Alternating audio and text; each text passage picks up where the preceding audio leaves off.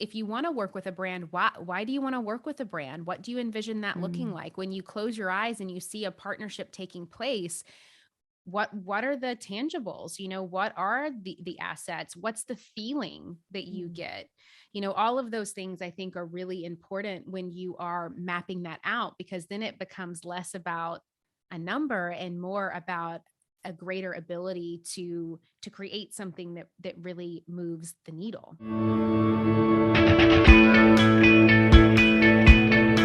Welcome, everyone. I could not be more excited to be here today with Julie Solomon on such an important day, book launch day.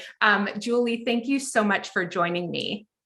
Thank you so much for having me. And I know that we have a mutual friend who we both adore. And so it's just so great to see how the beautiful ripple effects of connection can work in real time, which is why we're here. It's great to be here. Yeah, it's wonderful. And I have been a fan of your work for so long, but why don't you just kick us off telling everyone a little bit about you and what brings you to this conversation today? Yeah. My name is Julie Solomon. I am an online, I'm a business coach and really a mindset coach as well, which I think we're going to be talking a lot about today. I'm also a speaker and a brand expert and a publicity publicist. I was a former publicist. And so I do call myself a PR expert, a publicity expert, just due to that background. And now I am also a published author, and my new book, Get What You Want, is out today, which is amazing. So that's something else to add to the never ending things that we do as entrepreneurs. Yes, absolutely. And I'm so excited for you. And I cannot wait to dive into the whole book, and we'll make sure to link below so folks can get their hands on it too. Okay, let's go to what you first started with, which is that you're both a business coach and a mindset coach, and that those things are so intimately intertwined. So talk to me about, what does even being a mindset coach mean to you, and why is mindset so important? Yeah. So I'm gonna, I guess, start on the business side, because then that goes into the mindset. But I say business coach, and what I mean by business is that a business is anything that makes a profit, and so I coach people pretty much all online that have a business and want to get it out into the world, and do that through brand building practices. And so some people will claim like, oh, I don't have a business, I have a brand. But yeah, if you're monetizing your brand and your brand makes a profit, then you have a business.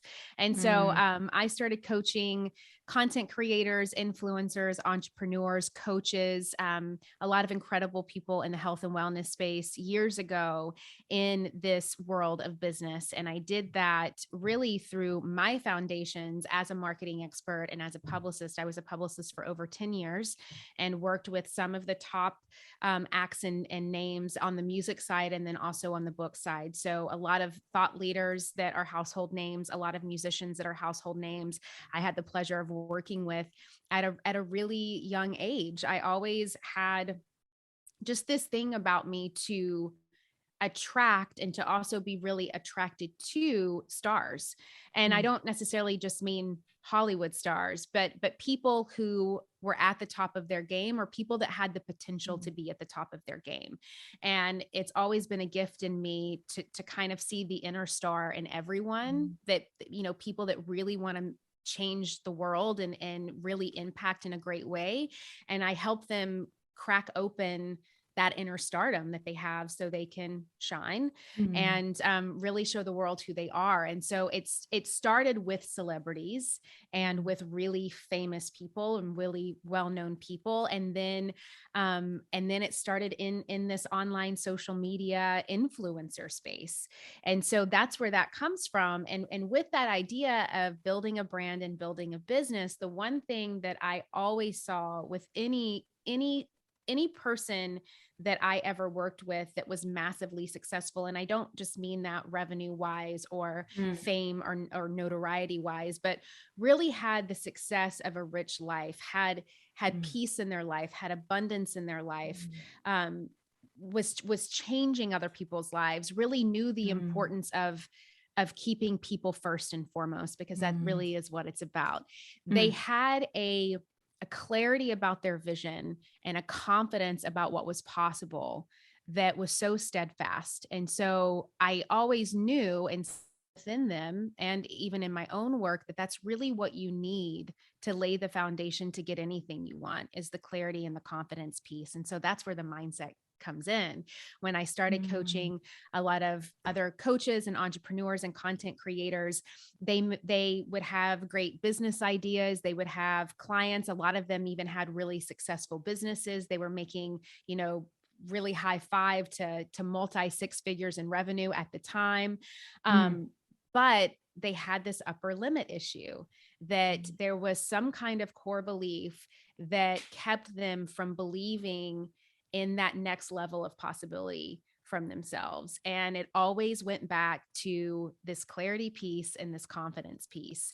And so that's when I knew that I needed to really add a lot of the mindset and the empowerment work that I now do into my practice. And so it really had to begin with me. And we can Mm. talk about that. And I Mm. share a lot in my book just about my own origin story, my own challenges with confidence and not feeling seen and not feeling heard and people pleasing and just kind of Mm. abandoning myself for a very long time.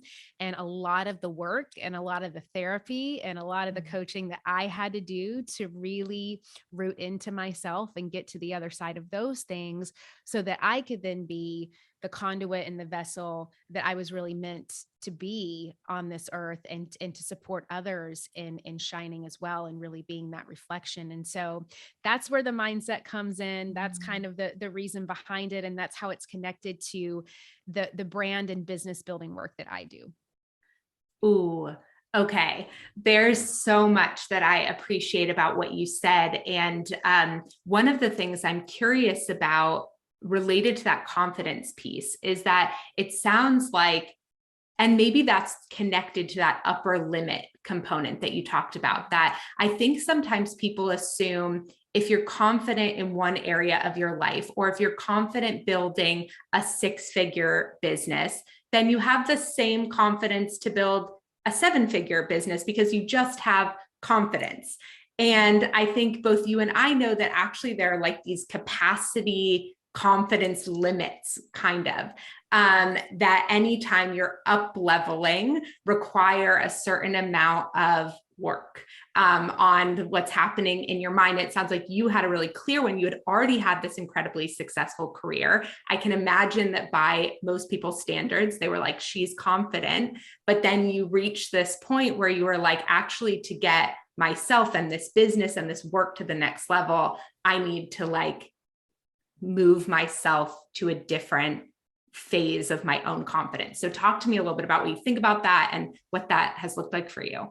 Yeah, Mallory, you know, you touched on something when you were talking about the different stages of revenue that someone can hit that I think is a great way to kind of kick this off. Is there's really three stages or three levels of revenue capacity that I think are the most challenging for people. So the first one is their first 6 figures, Mm. because that takes a certain amount of just hustle and energy and Mm. white knuckling to get there. The second one is 7 figures, because you cannot hustle your way to 7 figures. You will absolutely burn out. Mm. And so there is so much learning and mindset that goes between that 100K mark and that 1 million K mark, that really comes down to learning how to manage yourself, learning how to manage your emotions, learning how to manage Mm. your thoughts and your feelings, learning how to manage other people, which you can't do until you Mm. learn how to manage yourself.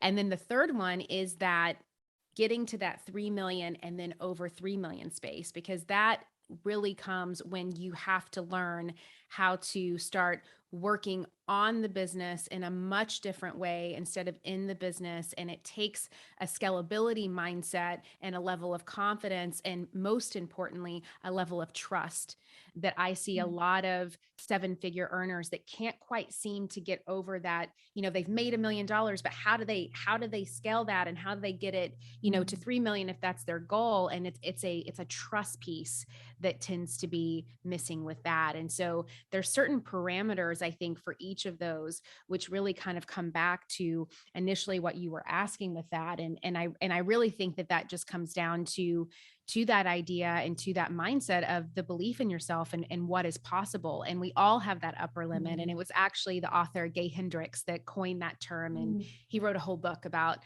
the upper limit. And I'm going to kind of paraphrase what he says, but basically it's like we get to this place of, we've gotten what we want. And then subconsciously, whether we realize it or not, we start looking around and we can like inadvertently manifest these challenges and these problems that may not even exist because we feel like we have to have something to worry about.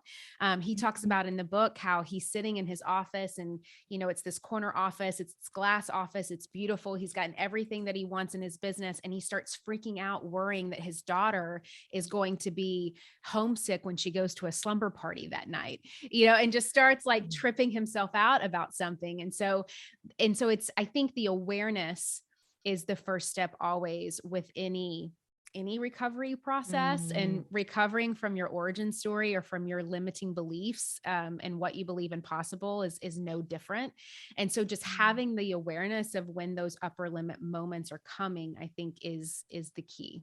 I really appreciate you sharing that. And I would say for nonprofits listening to this, I would actually draw some of the same marks around revenue and just how differently I think people think they can use the same strategies they use to get to a certain revenue threshold. And that's not true. And then the shift in strategy changes the confidence that you have related to that, or the visibility you need related to that. And so I really appreciate you sort of like benchmarking that.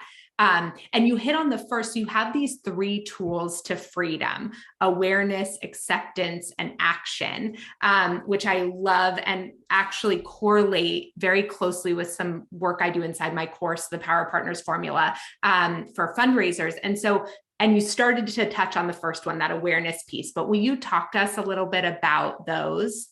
Yeah. So awareness, acceptance, and action is actually coined from a lot of therapy circles and very, very well known in 12-step groups. And so if anyone is listening that has ever been a part of a 12-step group, the 3 A's is not new to you. But if you have not been introduced to the 3 A's, I am so excited to be able to introduce them to you, because they have just phenomenally changed my life, and you can apply them to literally anything. So the first one is awareness, which you were just talking about. And that is just the state of being aware as to the reality of whatever situation that you are in at that moment. I think that a lot of times our lack of awareness, and really just our lack of permission to be able to slow down and to be present and to allow ourselves to feel our feelings, allow ourselves to pause. I call it the power of the pause in the book, that if we can give ourselves this of the pause to just sit for a moment and think, okay, what is really happening right now? What's going on? Not what I believe to be happening, but what is really happening? What's the reality of the situation? And start working towards that place. What happens with awareness, and I say it as, when we are not in a state of awareness, it's kind of like we are frozen. What awareness does is that it thaws. And once we are less frozen, then we are able to see clearly and think clearly. So then we can go to the next 2 steps, which is acceptance and action. And the second piece to this is acceptance, which we all know what that word is. And that's really what it means in this moment, that once you are aware of the reality of a situation, you can start to accept it for what it is and not what you wish it could be or should be. And so for anyone who is like me, that loves to control and loves to shape and loves to manage, the acceptance piece is not only going to be the most important piece for you, but it is also going to be the piece that you're going to try to avoid the most. And acceptance usually is, people want to kind of get the awareness and then run straight to the action without really allowing themselves time to accept the reality of the situation that we're in. Now, that does not mean that we accept bad behavior. It does not mean that we accept, someone doing wrong to us, but we accept that it's happening or that it has happened. So then we can take the appropriate action, which is, okay, now what are you going to do about it? And sometimes that is actually taking an action, or sometimes that's not doing anything, which is also another form of an action. So awareness, acceptance, and action has helped me, it has saved my marriage. It has helped me grow my business. It has helped me really become a great coach, because my ability to show up and hold space is not contingent on their success or them showing up or them getting some kind of result and outcome. Awareness and acceptance and action, it just really allows me to keep my side of the street clean. And Mm. if we are doing that, then we are within our integrity. Mm. Okay, I love that. And I'm curious, for someone who's listening and they're like, I'm not sure if I have acceptance or not. I think maybe I do. What are some indicators that someone might be like hustling from awareness to action and skipping that like true acceptance step? Yeah. So that you're not in acceptance when you are trying to force a solution. You know Mm. that you are not in acceptance when and I'll just call it from just my own experience, when it's kind of a self-righteous way of thinking, when I'm like, this person should be doing this, or this person shouldn't have been doing this, or, let me tell you what you should do. Let me give you advice. I share something in the book. One of the tools that I use to make sure that I'm staying in acceptance is that I wait for the question mark. So if someone does not ask me a question, I don't need to respond. Even Mm. if I think that I need to, that's a control thing. I don't need to respond. And so the acceptance piece and knowing that you're in acceptance is when you really are accepting people, places, and things for exactly who they are, as they are, and nothing more and nothing less. Now, like I said before, it doesn't mean that you're like, okay, well, now I have to just stay in this horrible relationship, or, now if this person told me no, I can't go back and check up. Those are the action pieces that you get to make. But the first piece is just like, all right, it is what it is. Now, what am I going to do about it? Okay, I think this is a really huge point that you're making. So, we talk about this a lot in my work using the term judgment, right? That when you're in like black and white thinking and judgment, that really does hinder your ability to move forward with consciousness around the decision that you want to make. It gets in the way of that. And I think as humans, we can get really tied to our need to evaluate something from a judgmental place. Like we believe that that actually is going to lead to a better action. So I don't know, what does that even mean? Like, as I say that, what do you think about the word judgment? Does that come up a lot in your work around this like acceptance piece, and how for folks who are so tied to the narrative they have in their head, right? Like sometimes we're telling ourselves a story and we just believe so strongly it's the true story. How do you help folks like really take a step back and say, okay, like let's pull you out of being inside the drama yourself to sort of see this a little bit more for what it is? Yeah, I think, and I do I mention this in the book when I talk a lot about boundaries, Mm. and being able to advocate for yourself, and it really kind of goes back to those 3 A's of, I think a lot of times we love to make up and tell ourselves things that just really aren't happening, and they are happening because they're happening within our perception and in our form of reality. But that doesn't mean that it's actually the reality of the situation. Mm. And so, I think that a great question that someone can ask themselves is this true? Mm. What I'm thinking and what I'm telling myself, is it true? Is it 100% absolutely true? Mm. Or what am I choosing to believe about this? What am Mm. I making up and telling myself? Because really, we don't know. We don't know what other people are thinking. We don't know Mm. why other people do the things that they do unless they tell us why they do the things that they do. Mm. But most of the time, we don't know. And we are just assuming a lot and, seeing a situation, spinning it into some ideal based off of our own belief systems, our own origin Mm. stories, our own insecurities, whatever that may be. And so I think that really the boundary piece and where that comes in is starting to have boundaries for yourself, of creating a filter system of what you will allow and not allow in, because we really do, you know, we control what happens up here, whether we realize it or not, or whether we want to believe it or not. And I'm touching my brain for those of you who are listening and can't see me. We do get to choose our thoughts. Now they may be flooding in at a crazy pace, but it is up to us to choose to think those thoughts, or to say, okay, there's a thought. I'm going to let that just kind of be what it is, and be aware of that thought and accept that it's there. But now I do have a choice to take a separate action. Yeah. And I feel like this is so related perhaps to some of what you share around your origin story. And it's interesting.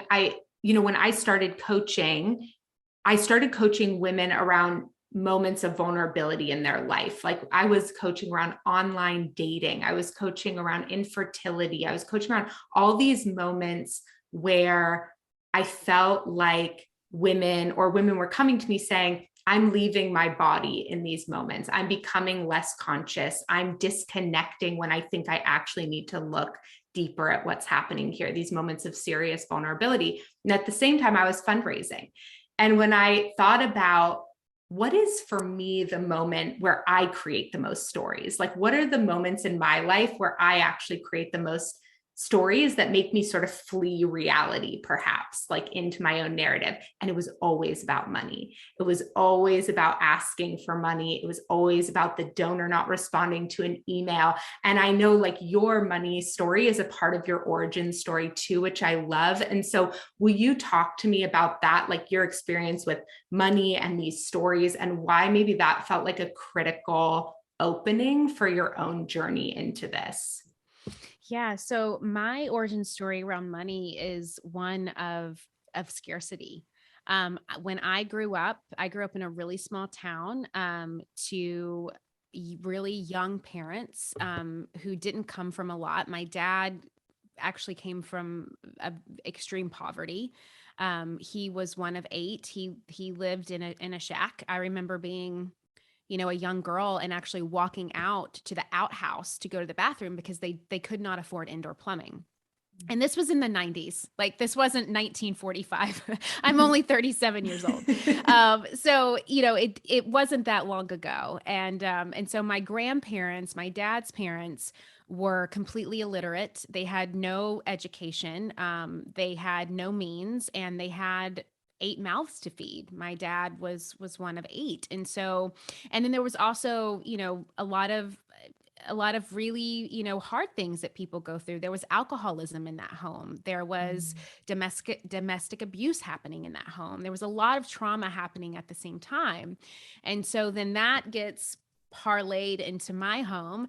My mom had more of a middle class upbringing, but still got married very young, did not go to college. And so there was this mindset of just sheer survival. There was never this abundance of money. So, there was never a savings. We didn't have enough money to save. There wasn't a 401k. There wasn't, my dad literally wore blue collar to work every day. He worked at an auto plant, and he would punch the clock. And that's what you're told is the American dream. And as long as you can pay your bills and, put food on the table and, maybe like go on a vacation once every 5, 6, 7 years, maybe if you can afford it, then like that's life. And so I think that growing up in that, and that really being indoctrinated into me, I had this very scarce mindset. And so it also really taught me, I never had a problem with, pitching other people for things or asking for money on the behalf of other people. But when it came for my goals or what it was that I was asking for, and when I felt like it was this direct reflection of me, it was really hard to do. I also did not think that I could be honest about money, because I would tell myself that, I wasn't good at math growing up, and I don't do numbers well, and I never learned about financing and budgeting and economics and, all of the things that kind of parlay into money. And so that then catapulted into a very sick disease and behavior of me hiding debt. And I ended up, and I actually kick the book off with this story that I've never shared publicly before of I had hid $30,000 of credit card debt from my husband, and he found out. And so he calls me to call me out about the credit card. And it was really this just financial and personal rock bottom moment that I couldn't deny anymore. I couldn't be delusional about it anymore. This was happening. I couldn't hide from the awareness of it. And I had no choice but to accept what was happening. And that really kicked off this internal discovery and therapy and work on myself about why is it so hard to be honest about money? Why am I so afraid of money? Why do I feel like there's not enough money? Why don't I feel like it's possible for me to not only make money, but for me to actually budget my money and not spend all of my money or not go into debt with my money? It was just all of these questions that for me were very, very foreign, were very, very uncomfortable because they were not put into this positive light growing up as a child. And even looking to my lineage of, my dad and his parents and their parents and their parents. I mean, it was just a very, no one had money. And so, it took a lot of peeling back those layers to be able to answer those questions. It also, took, and two, I mean, it's still not perfect. Like I am someone that I need a financial planner. I need someone to help me with those things. I need someone to support me in those things. But I also did not want to feel like a financial toddler anymore that could not make very basic decisions about how to make, spend, use, and save my money.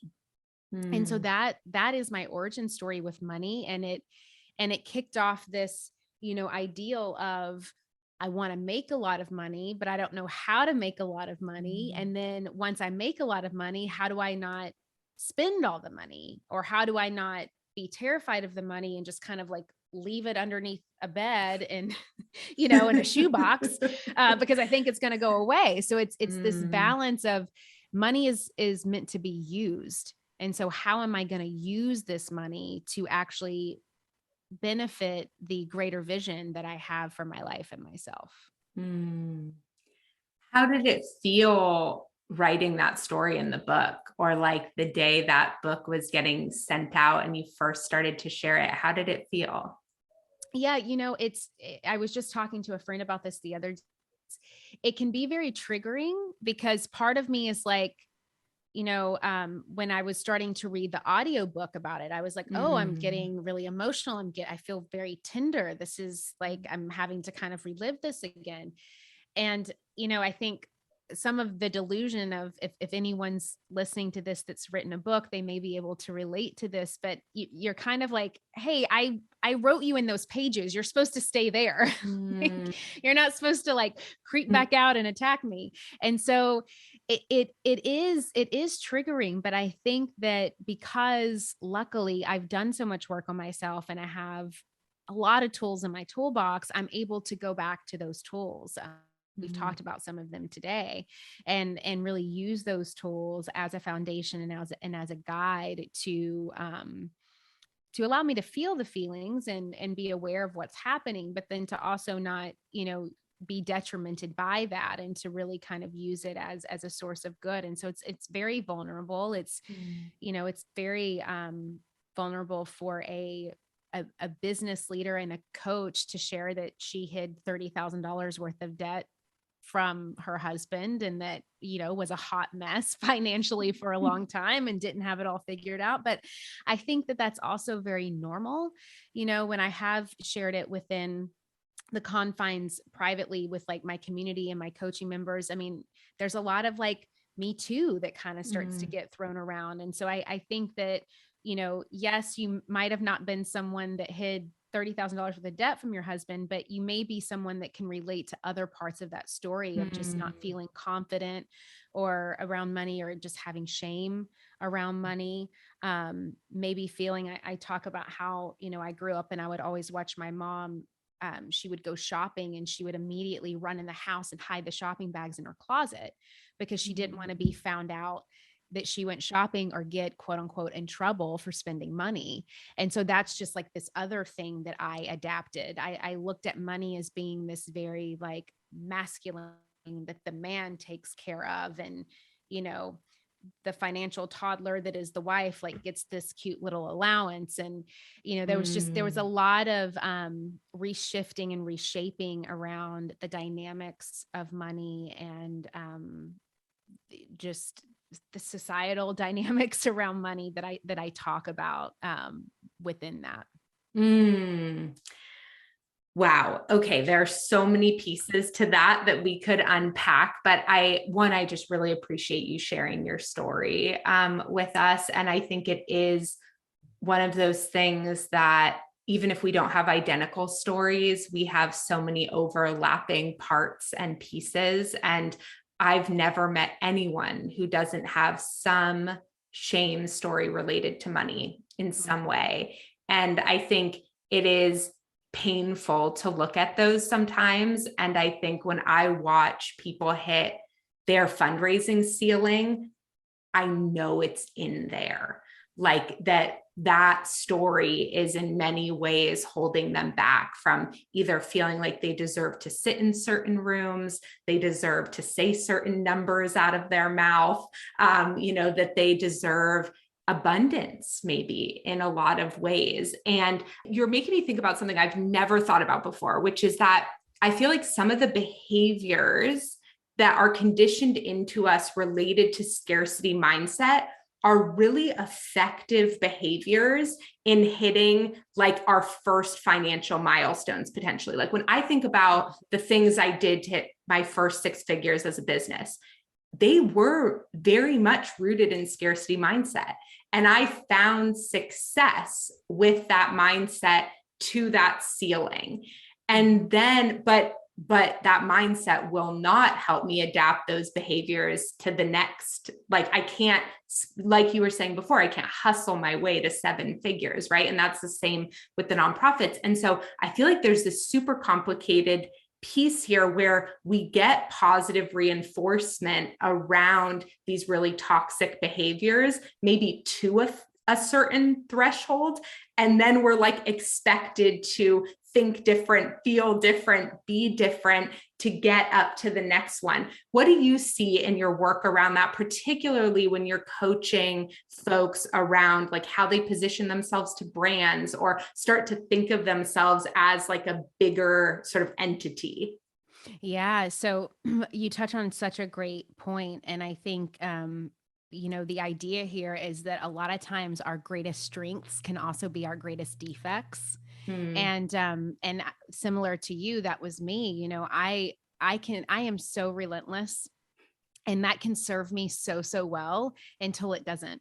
And so, my relentlessness was great, when I was hitting my 6 figures. That's what got me to hit my 6 figures, because I was just going to pitch and it was just a volume game and I didn't take no personally. And I just kept pitching and I had this number in mind. And like, you weren't going to stop my relentlessness of getting there, but that could only get me so far. And then when you're trying to, really step into a higher version of yourself, which each level requires that, each level of growth requires a stronger level of growth from you emotionally, spiritually, mentally.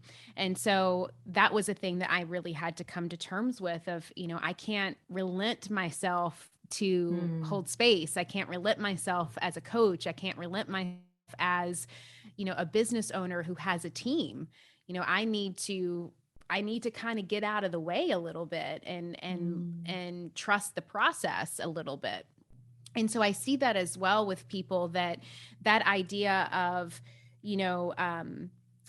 kind of pitching themselves, being a solopreneur, being, just doing their thing, and then they hit this goal, and then they're like, okay, so now obviously I'm going to have a next goal and a next goal, because that's how the brain works.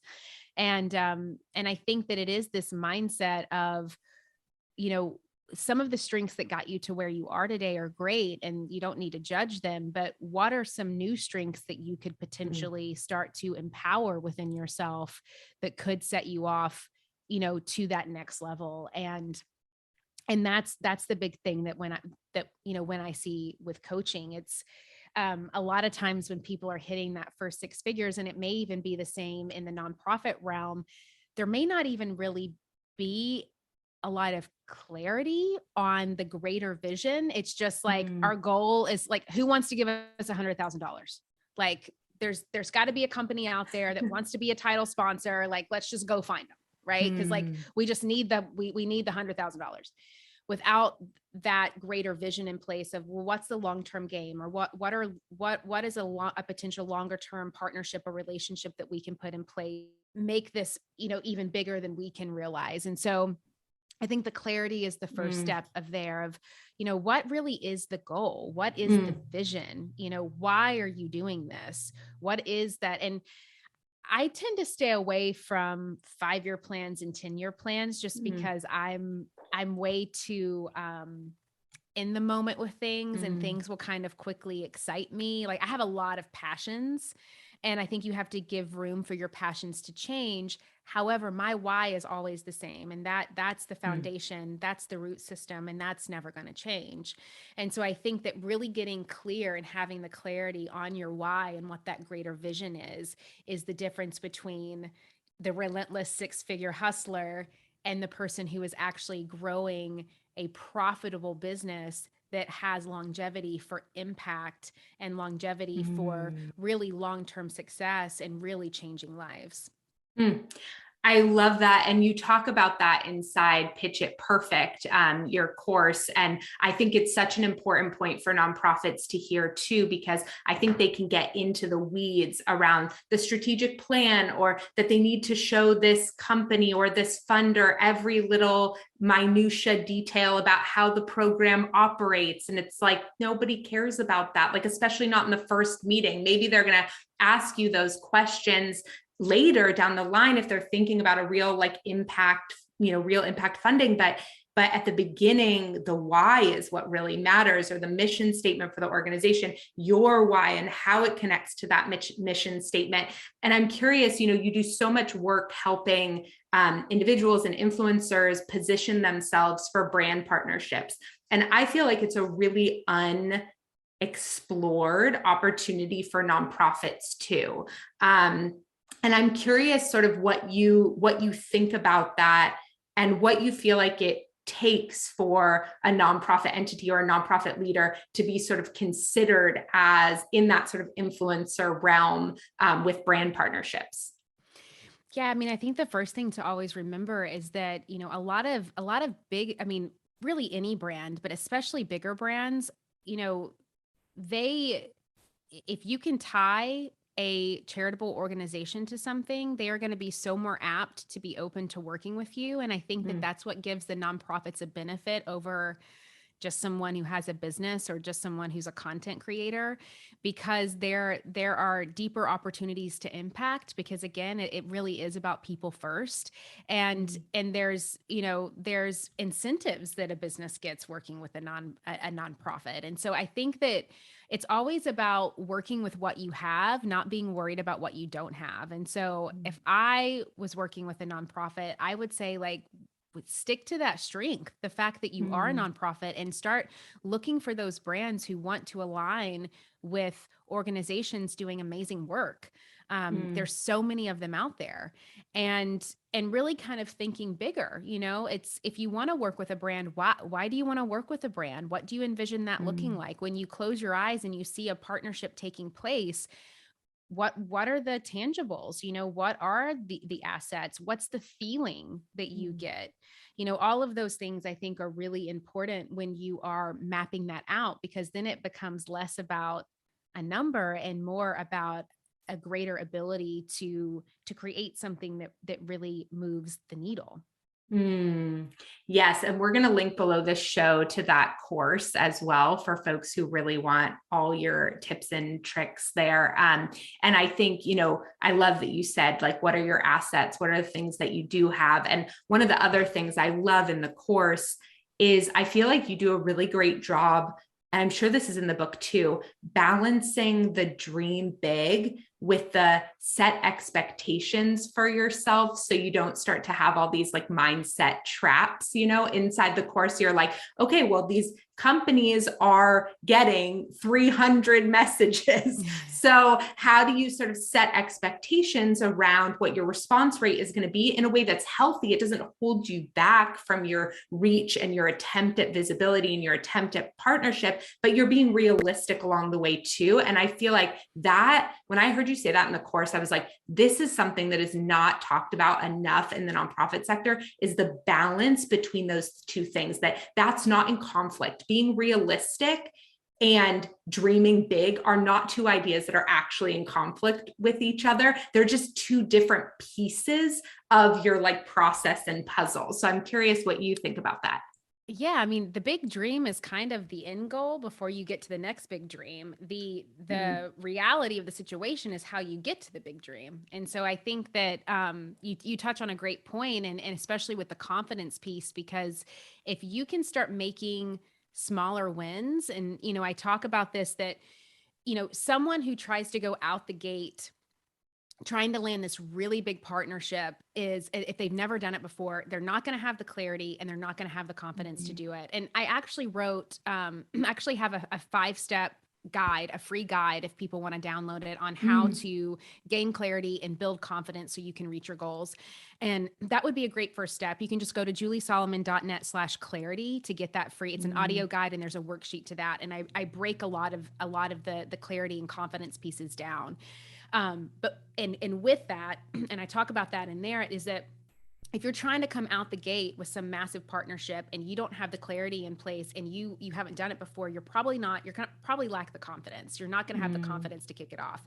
And if you get told one no when you're already feeling not very confident, you're just going to fold. It's not going to want to keep you in the game. However, if you can start little by little building it out and landing 5, 10, 15, 20, 30 deals at a time, you're going to have much more confidence to then go for the big guns when it's time to go there.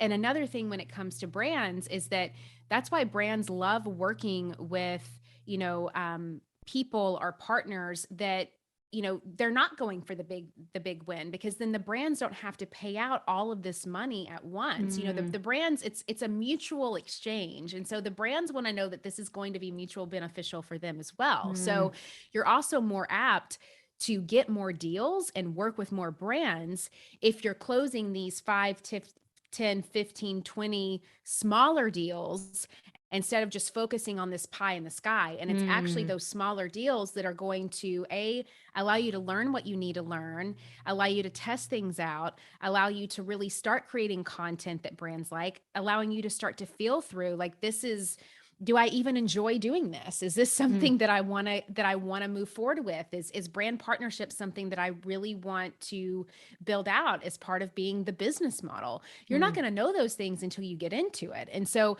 allowing yourself to kind of lock in those smaller partnerships and really starting small and kind of going with the lowest hanging fruit is only going to allow you to lay the groundwork, build the foundation, build the clarity, and build the confidence that's needed to then go to that big thing in the future. Okay. We're going to end with that. So tell everyone where they can find you, where you'd like them to go and get the book. And then I invite all my guests to highlight a nonprofit that is near and dear to their heart to get a little shout out to. Yeah. So one that I'm actually loving on right now, because a portion of the proceeds from the book will go to this nonprofit. It's called Imagination Station. It's Dolly Parton's nonprofit that makes sure that books get into every hand of any underprivileged community, any minority community, any child that does not have a book that needs a book. They do that. And it's just an incredible organization. And it's a great tie-in with the fact that I wrote a book, and she just does remarkable things. So that's the charity that I'm going to be shouting out right now. Love it. I love it. And we'll link to them as well. Awesome. And then tell folks where they can go to follow you, and if there's anywhere in particular you'd like them to get the book, and we'll put all the links below as well. Yeah. So the book, you can get it wherever books are sold, Barnes and Noble, Target, Amazon, or you can go to juliesolomon.net/get what you want to get it there. And then also for anyone who orders the book before June 11th, I am doing a free live virtual event on June 11th that is taking a lot of the principles and practices that I share in the book and putting it into action. So this is going to be a full day fun virtual workshop. So you can just go to juliesolomon.net/get what you want, order the book, and then you get a free ticket to that virtual live event on Saturday, June 11th. You can also go to juliesolomon.net/clarity if you want the 5-step clarity and confidence guide. And then I tend to hang out on Instagram. So you can follow me at Jules, Juls Solomon, Solomon. I do a lot of DMing myself and my team. So if you ever need support, help, have a question, whatever, feel free to shoot over a DM. We're always in there. And then my podcast, the Influencer Podcast, you can listen on Spotify, iTunes, wherever you love listening to podcasts. There's a wealth of knowledge and information there from the last 5 years to help you really market, grow, and scale anything that you want. Thank you so much for this incredible conversation and for spending this time with us today. Thank you, Mallory. It was so fun.